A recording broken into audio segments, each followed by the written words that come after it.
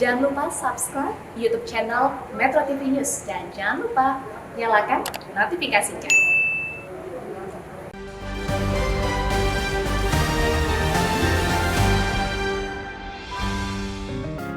Media Indonesia mengajak Anda untuk mengakses fitur premium e-paper.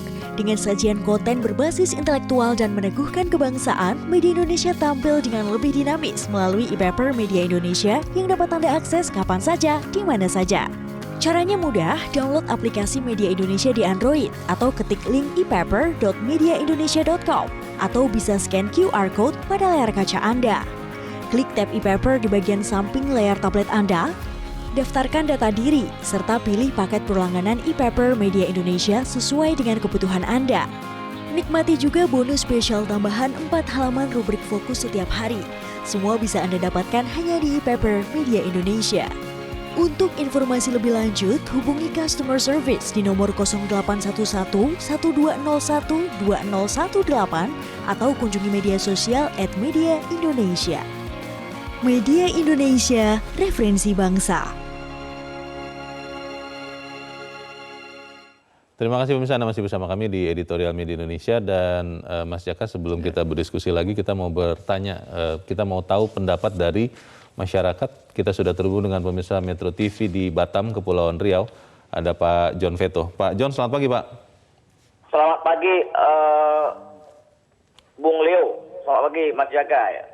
Selamat pagi Pak John. Bagaimana Pak? Ini ganja untuk medis sementara masih belum dibolehkan, tapi MK memerintahkan atau meminta pemerintah untuk mengkaji lebih jauh. Kira-kira bisa tidak ini kemudian ganja medis ini dilegalkan pada suatu waktu, Pak John? Memang dilematis ini Bung Leo, Mas Jaka. Karena begini, karena kita masyarakat kita kan ganja ini kan bagi momok betul-betul apalagi sebenarnya kita kan ganja itu paling subur di Republik Indonesia ini, tapi karena ini oleh barang terlarang, jadi memang sangat tabu gitu. Tapi diam-diam ya ganja ini kan dikonsumsi juga sebagian masyarakat, tapi berhadapan dengan hukum. Tapi masalah medis ini kan sama lah dengan yang akta ganja untuk medis. Sebenarnya kemarin tuh kan MK kan udah jawab. Ya, yang diapakan oleh ibu itu, ada anaknya yang otak itu, lumpuh otak itu apa? Sebenarnya MK tidak menolak sebenarnya, cuma sasarannya yang salah, Leo. Ya, alamatnya yang salah sebenarnya. Kan harus di dulu di DPR RI dulu, ya, dikaji dulu di bawah kan, dengan Kementerian Kesehatan.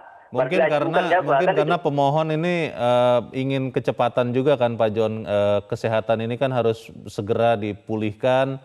Kalau bikin undang-undang baru gitu kan, ya kita sama-sama tahu kan lama dan mungkin mahal gitu kan prosesnya, Pak John. Bagaimana Pak? Ya inilah yang kita sayangkan. Memang betul. Kita ada berapa kali itu kasus-kasus yang begini. Ada yang daerah Indonesia Timur kemarin yang sampai meninggal istrinya dengan ganja. Enggak lewat sudah berapa tahun yang lalu itu. Jadi ini ya mudah-mudahan kita masih terbuka. MK kami bilang terbuka. Ini kerjaannya DPR RI ini, Bung Leo, Bang Jaka, dengan Kementerian Kesehatan, dengan yang ahli-ahli pakar-pakar yang lain. Karena di negara-negara lain kan sudah banyak juga ya ganja ini dilegalkan. Jadi gini, ganja dilegalkan tapi terukur gitu, khusus untuk medis itu. Ya. Jadi ini dikaji lagi. Ya. Terima kasih banyak. Ya. Terima kasih Pak John di Batam, Kepulauan Riau, Pak. Selamat pagi. Di belakang Pak John ada Pak Ondo Silitonga di Bekasi, Jawa Barat. Pak Ondo, selamat pagi. Selamat pagi Bung Leo, selamat pagi Bung Jaka. Selamat pagi Pak Ondo. Silakan Pak, pendapat Anda Pak. Iya, menurut saya asa belum pupus. MK itu menolak karena substansi yang dimohon adalah ranahnya DPR dan pemerintah. Jadi menurut saya asa itu belum putus. Revisi saja undang-undangnya agar ganja tidak termasuk golongan 1, tapi mungkin golongan 4. Karena kalau golongan 4 bisa dilakukan penelitian. Ganja itu menurut apa yang pernah saya baca dan saya dengar ada 3 macam. Ada yang kandungannya zat A, ada yang zat B, ada yang zat C. Yang mana itu yang golongan 1 itu harus ditanya kepada negara-negara yang sudah melakukan penelitian. Oke. Kemudian pasti di Indonesia belum ada penelitian karena bahan yang mau diteliti ilegal. Untuk itu perlu revisi undang-undang. Iya, Dikatakan iya. ganja merusak otak dan lain-lain. Itu kalau terus-menerus dikonsumsi. Tapi apa iya minyak biji ganja yang merusak otak katanya itu bila dikonsumsi sekali-sekali itu belum tentu menjadi merusak otak kalau sekali-sekali. Oke. Bung Leo, morfin itu narkoba, tapi boleh kok di medis, kok ini enggak gitu loh. Jadi DPR pemerintah perlu merevisi undang-undang agar ganja tertentu bisa diteliti. Karena kalau diteliti nanti masuk bui semua penelitinya kalau undang-undangnya belum dirubah. Terakhir melalui rekomendasi dokter mungkin si korban yang menjadi penyakit yang mengandung yang membutuhkan minyak biji ganja itu perlu mendapat surat izin dari rekomendasi dokter untuk membeli secara impor barang atau obat yang dibutuhkannya. Itu dengan pengawasan yang ketat tentunya. Atau terakhir kalau memang tidak bisa begitu, negara bertanggung jawab. Berangkatkan mereka ke negara yang melegalkan minyak ganja itu untuk berobat di sana. Pemerintah harus hadir menyehatkan atau menyelamatkan anak bangsa. Demikian, terima kasih. Terima kasih Pak Ondo Silitonga di Bekasi, Jawa Barat untuk pendapat konkret Anda. Selamat pagi Pak. Di belakang Pak Ondo ada Ibu Indra di Cirebon, Jawa Barat. Ibu Indra, selamat pagi. Selamat pagi Bung Leonard Samosir dan Bung Jaka Budi Santosa. Assalamualaikum warahmatullahi wabarakatuh. Waalaikumsalam warahmatullahi wabarakatuh. Bu Indra, bagaimana Bu asa ganja untuk medis nih Bu? Silakan Bu, singkat padat saja ya Bu, silakan. Ya, Bung Leo, ada dalam agama pun dikatakan menghindari kerusakan atau keburukan yang akan terjadi itu lebih diutamakan daripada melakukan amal kebaikan. Nah, ini dasarnya. Jadi dengan tidak mengurangi rasa hormat pada sang ibu yang telah berjuang penuh keprihatinan untuk kesembuhan anaknya, tetap kita punya alternatif. Bisa dengan pijat, bisa dengan herbal yang lain, bisa banyak cara. Karena kalau kita diuji oleh sesuatu, ada dua kemungkinan. Kalau kita mengomel, yang datang keburukan lagi. Tapi kalau kita bersabar, balasan yang setimpal dengan perjuangan kita akan didapat. Nah, karena kalau Tuhan menutup satu pintu, maka akan membuka 8 pintu lainnya. Antara lain tadi sudah dikaji, lakukan penelitian.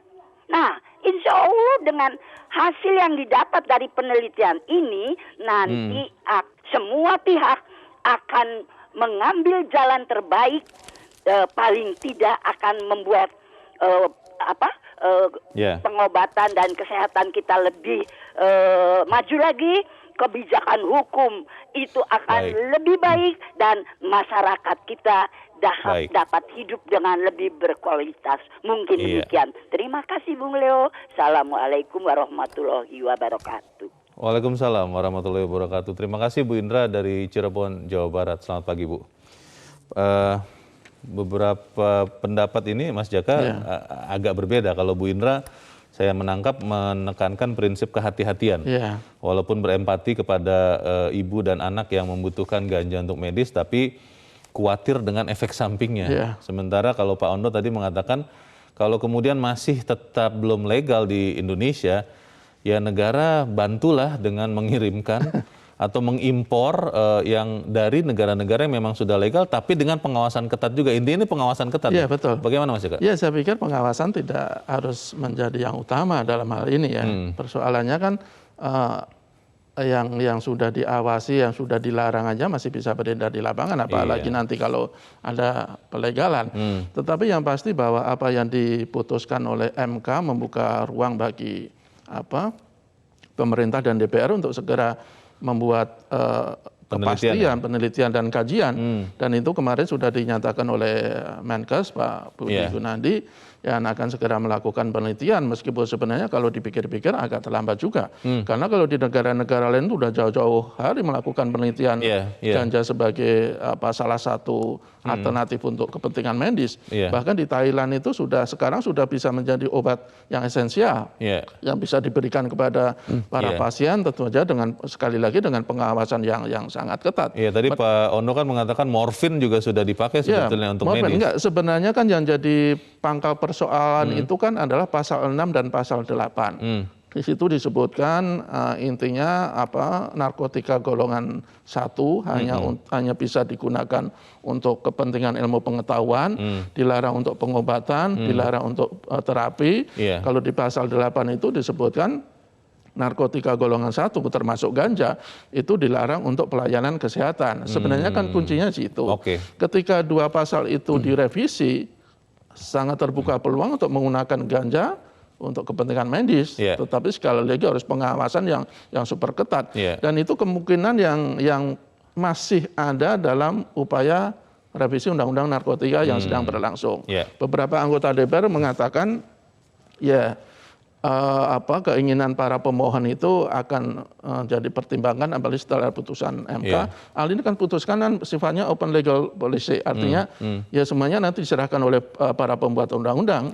Kalau dalam revisi ada keinginan untuk melegalkan ganja medis, ya itu bisa saja. Tetapi sekali lagi harus didasarkan pada basis-basis ilmiah. Tidak boleh sembarangan hanya karena tuntutan publik. Tetapi harus betul-betul didasarkan pada dasar-dasar ilmu pengetahuan. Masalahnya Mas Jaka kan ya kita sama-sama tahu ya, merevisi undang-undang kan bukan sesuatu yang mudah dan cepat dilaksanakan. Padahal yang namanya pengobatan ini kan sering berkejaran dengan waktu. Terlalu lama nanti khawatirnya amit-amit ada efek yang negatif kepada yang memang membutuhkan.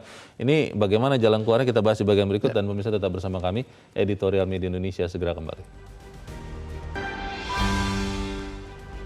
Terima kasih pemirsa Anda masih bersama kami dan kita di bagian akhir dari diskusi kita pagi ini. Mas Jaka, kalau melihat faktanya ada 30 negara yang sudah melegalkan. Saya yakin ketika mereka melegalkan ganja untuk medis juga tidak sembarangan. Dan kalau melihat ini kan ada 2 hal yang harus dilakukan. Yang pertama, pemerintah harus melakukan kajian. Yang kedua, ya harus ada revisi undang-undang itu. Tadi Mas Jaka sudah sebutkan. Pertanyaannya, dua-dua ini apakah bisa dilakukan dalam waktu yang tidak terlalu lama begitu? Ya saya pikir revisi kan sedang berlangsung. Kalau pemerintah dan DPR itu punya pandangan bahwa ganja medis bisa dilegalkan, ya tidak terlalu lama sebenarnya. Tinggal revisi saja pasal 6 dan pasal 8. Toh sebenarnya meskipun di kita belum ada hasil penelitian soal manfaat ganja bagi kesehatan, tetapi di negara-negara lain itu sudah sangat banyak. Bahkan ada rekomendasi yang diberikan oleh salah satu institusi kesehatan dunia bahwa kanabis itu menjadi salah satu alternatif untuk terapi, untuk kesehatan. Salah satu penderita lumpuh otak pun itu pernah melakukan terapi di Australia dan itu hasilnya menunjukkan perkembangan yang baik. Karena diberikan ganja medis ini, minyak ganja ini itu, cannabis oil ini. Menurut dia, menurut keluarganya itu perkembangannya bagus, tetapi karena di Indonesia itu ilegal, dia tidak bisa lagi meneruskan terapinya seperti itu. Bisa juga langkah kedua, tidak ada salahnya meskipun mungkin bertentangan dengan prinsip-prinsip penelitian untuk obat ya. Bisa jadi penderita lumpuh otak itu mulai sekarang diberikan saja ganja medis sekalian untuk penelitian.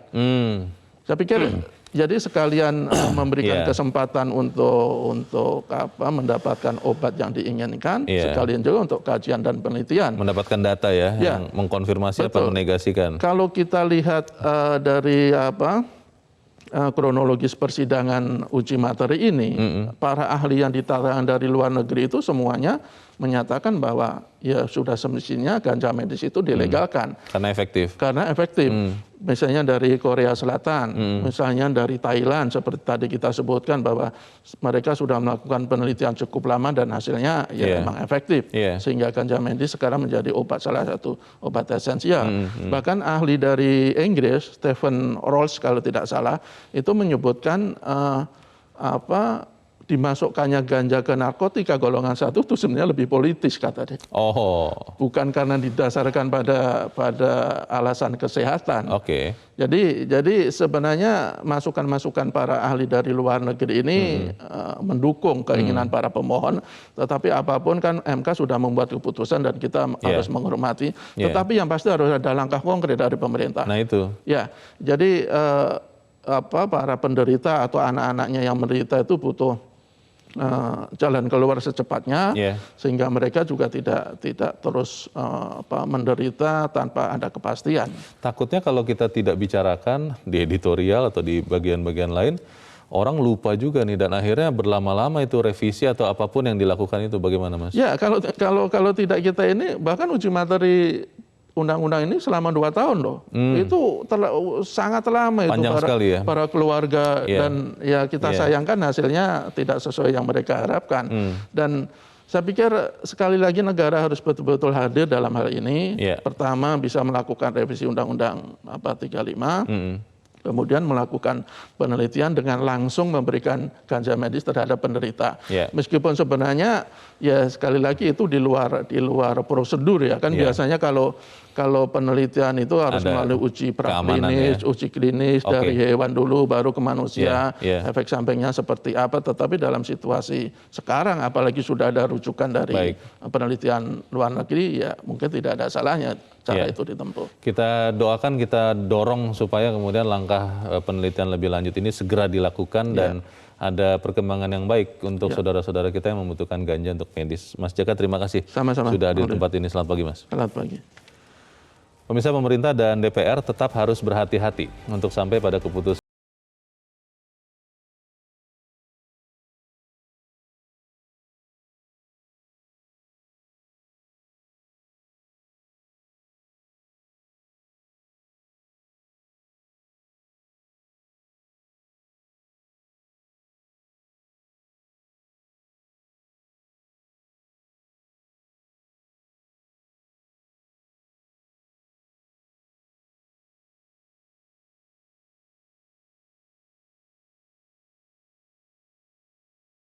Selamat pagi.